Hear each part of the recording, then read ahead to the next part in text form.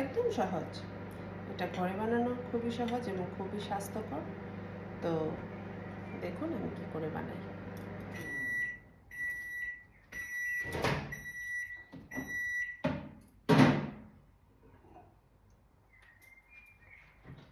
দুধটাকে একটু গরম করে নিলাম।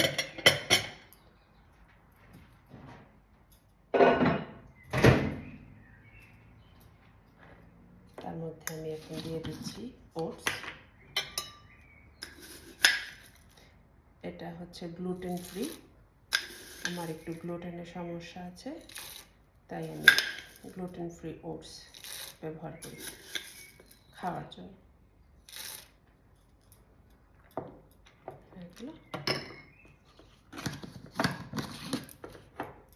এখন আমি এতে কিছু পামকিন সিড দিয়ে দিচ্ছি। পামকিন সিড শরীরের জন্য খুবই উপকারী। একটু ফ্লাক্স সিড দিচ্ছি।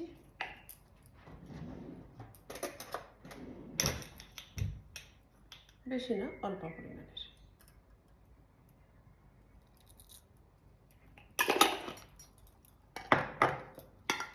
এখানে কিছু সানফ্লাওয়ার সিডও আছে, তাও দিয়ে দিচ্ছি অল্প পরিমাণের।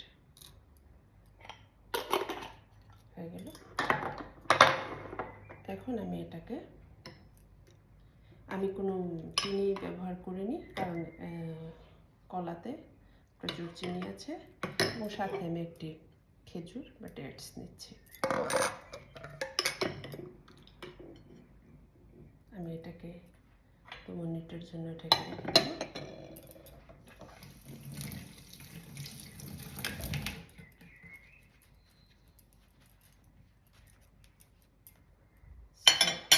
বলতে গেলে মোটামুটি হয়ে গেল।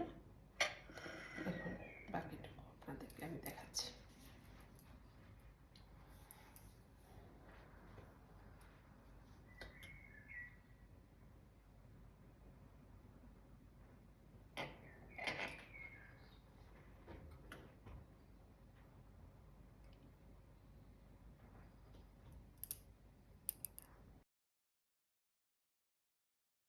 হয়ে গেল। এখন দেখুন ওটসটা অনেকটা স্মুথ হয়ে গেছে। তো এর মধ্যে আমি এখন দিয়ে দিচ্ছি বানানা। তো সকালের খাওয়া আমার এটাই, আমি প্রতিদিন এটাই খাই। আমি ওটস, মিল্ক, তারপরে একটা বানানা ও একটা ডেটস দিয়ে আমার ব্রেকফাস্ট সকালে।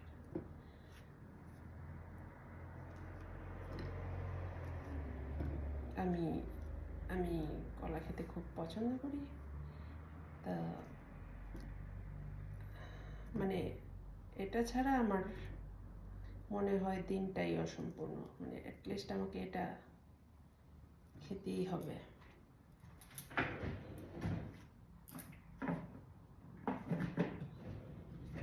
আমি দিয়ে দিচ্ছি খেজুর। খেজুরটা অপশনাল, আপনারা চাইলে দিতে পারেন, নাও দিতে পারেন। আমার ভাল লাগে, আমি দিই, যেহেতু আমি এক্সট্রা কোনো চিনি বা সুগার অ্যাড করি না, তো এই জন্য আমি খেজুরটা আমার ওটসে ইউজ করি।